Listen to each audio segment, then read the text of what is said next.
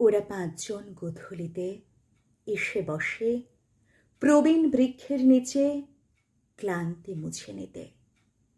গাছের একটি পাখি শুধায় ওদের, বলো তো তোমরা কারা? প্রশ্ন শুনে পান্থজন ঝুঁকে পড়ে নিজের বোধের কাছে।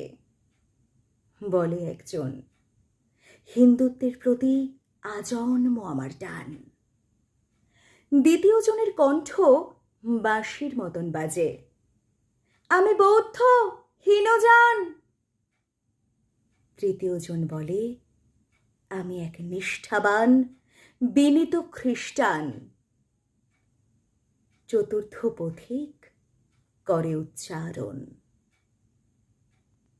আমার ঈমান করেছি অর্পণ আমার খোদার আরশে, আমি তো মুসলমান।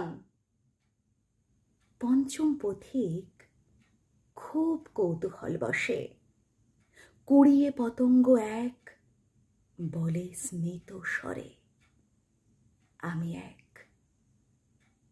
মানব সন্তান।